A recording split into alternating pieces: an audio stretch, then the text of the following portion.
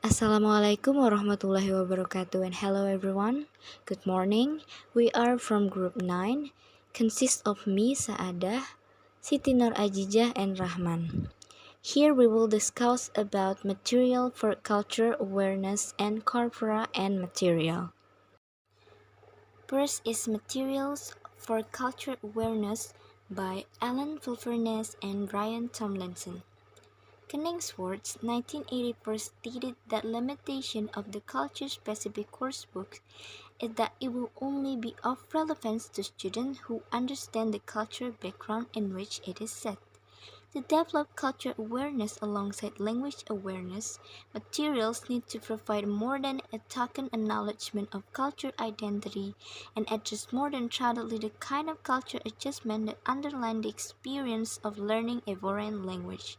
One powerful means of raising this kind of awareness in learners is through literary texts which mimic or more directly represents experiences of culture estrangement. Next is the fifth skills. Culture in language learning is not an expendable fifth skill tacked on, so to speak, to the teaching of speaking, listening, reading, and writing. To teach language that is imbued with culture nuance as though it were purely a means of instrumental transactions is to ignore the shared frame of reference that makes language fully meaningful. In this sense, culture awareness becomes not the fifth, but the first skill informing every step of the language learning process, right from one day. Communicative language teaching and its emphasis on authentic text and genuine interactions privileges meaning over form, but in often excluding cultural meaning, it can promote a model of language that is restricted to transactional functions and referential uses of language. Yet, from moment to moment in any language classroom, whether or not they are aware of the fact teachers and teaching materials are constantly exemplifying the cultural underpinnings of the language. Another country, they do things differently there. The experience of learning another language is more than simply the acquisition of an alternative means of expression. It involves a process of acculturation akin to the effort required of the traveler striving to come to terms with different social structures, different assumptions, and different expectations. To pursue the metaphor, when the traveler returned home, his or her view of familiar surroundings is characteristically modified. The language learner is similarly displaced and returned with a modified sense of what had previously been taken for granted, the language and how it makes meaning. This sensation of seeing one's own language and culture refreshed through the medium of a foreign language and culture reflect what was described by Russian formalist critic Viktor Shklovsky, writing about Tolstoy's literacy technique as defamiliarization or making the familiar seem strange. And then we have the culture of language and the language of culture. As native speakers, we function effectively in our own speech communities not simply by drawing mechanically on an inventory of language items. This awareness may not be wholly determined by culture factors, but it is culturally conditioned. It includes elements such as forms of address, the expression of politeness, discard conventions, and situational constraints on conversational behavior. More extensive translation activities could raise learners' awareness of how differently ideas may be organized at text level. Critical language awareness (CLA) proceeds from the belief that language is always value-laden and then texts are never neutral. A CLA approach implies a methodology for interpreting text which addresses ideological assumptions as well as propositional meaning, which would require students to develop sociolinguistic and ethnographic research skills in order to become proficient at observing, analyzing, and evaluating language used in the world around them. It would transform language training into language education. Small is beautiful way of resolving the tension between the economics of large-scale publishing and the real needs of small-scale markets has come from an independent British publisher who commissioned a multi-level language and culture coursebook series, designed specifically for CAE. Series responds both to the practical exigencies of publishing and to the pedagogical needs of teachers and learners through a unique formula. The same core students' books across the market supplemented by locally produced practice books. In this way, markets that are too small to bear the cost of high-quality country-specific materials benefit from a central published course, which at the same time is made relevant to particular local needs through targeted practice materials. Okay, I will continue. The next, corpora and material towards a working relationship. Okay, corpus, research, and material and overview. Domain-specific corpora can, of course, generate domain-specific frequency lists. For example, has produced an academic word list. Frequency information, as Harvard notes, is not limited to simple word counts. Corpora can instantly provide use with the relative frequency, collocations, and prevalence grammatical pattern of the lexis in question across a range of genres.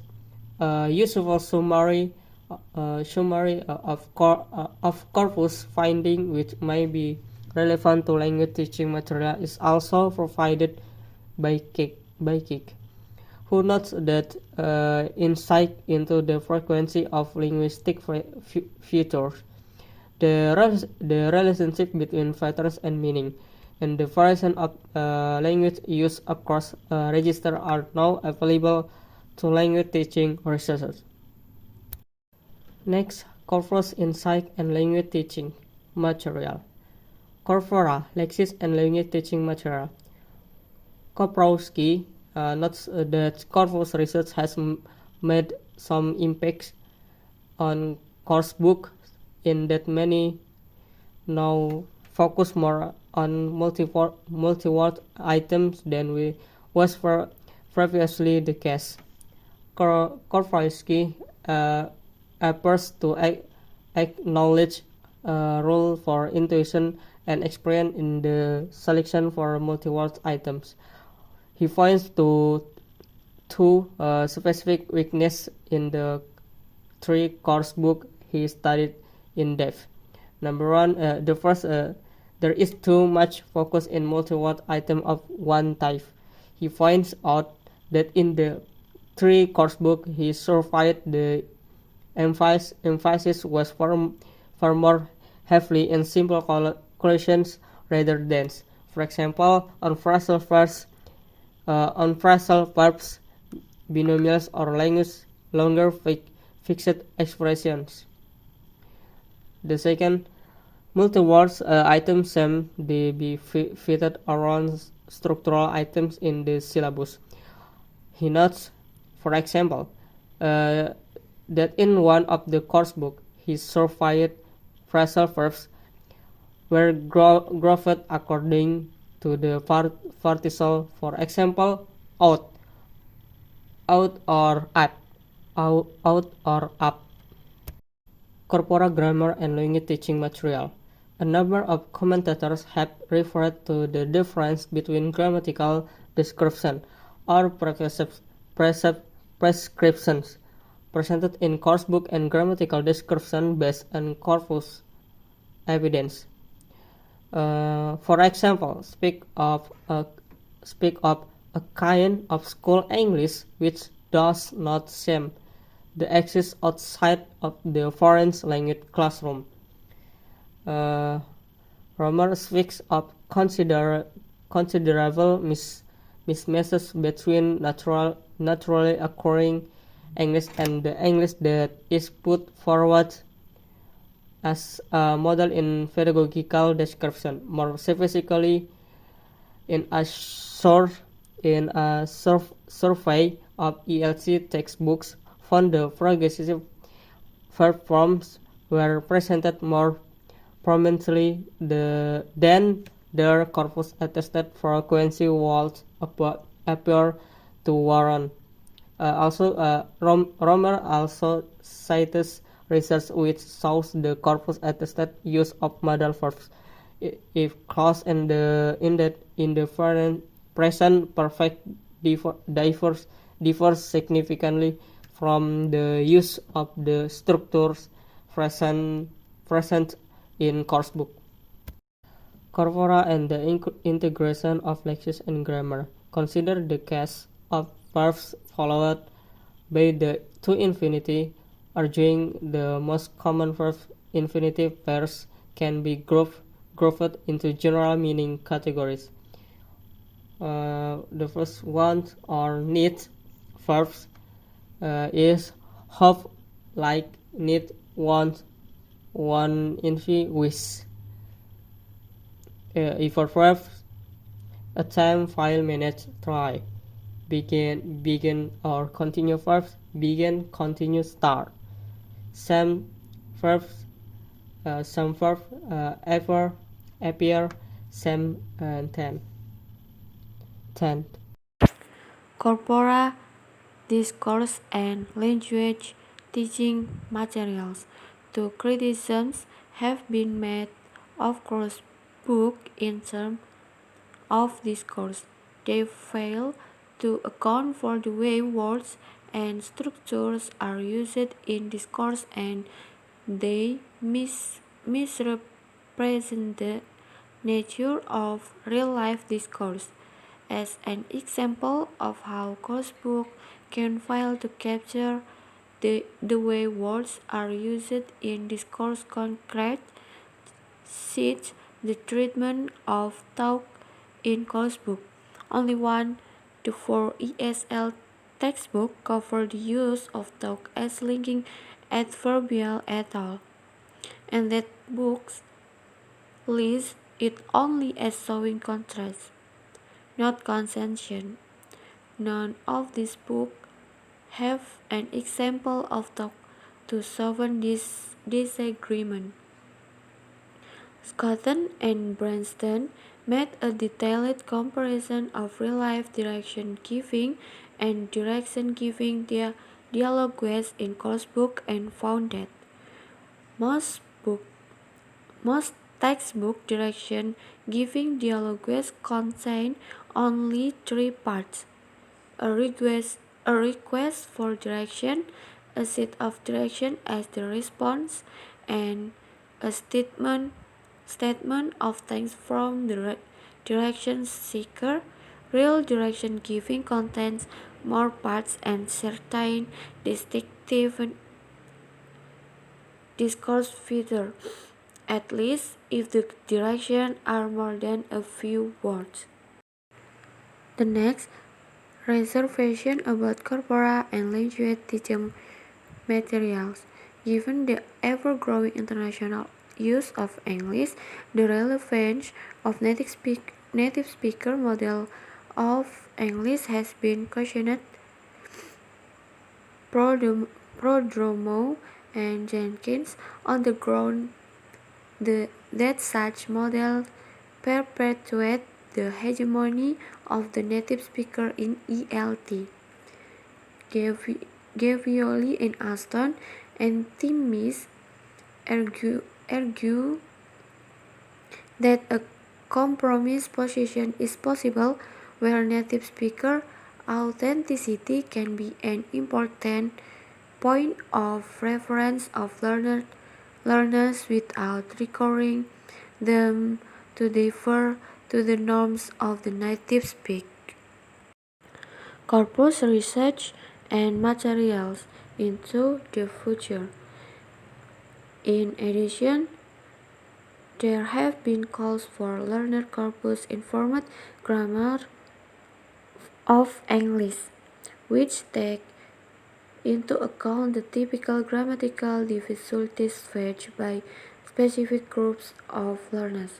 Coursebooks themselves can be made into corpora so that coursebook English can be compared with real English. An interesting suggestion for pedagogic corpora has been made by Wells. A pedagogic corpus is made up of the text already used by the learners in class, which is then exploited for the study for particular language feature. The advantage of such corpora, Will argues, is that learners will already be familiar with the context surrounding the feature selected for study. Towards a corpus reference approach, MC Carton and MC Carty refer to the distinction between corpus-driven, corpus-based, and corpus-informed materials. In a corpus-driven approach, corpus evidence form the basis of the language description used in the material. In a corpus-based approach, examples from a corpus are used to support largely pre-existing description of language. In a corpus-informed approach, corpus evidence will inform language description and the illustrative example to support those description, but allow for manipulation of the data. So that's all our presentation video today. Thank you for watching and wassalamualaikum warahmatullahi wabarakatuh.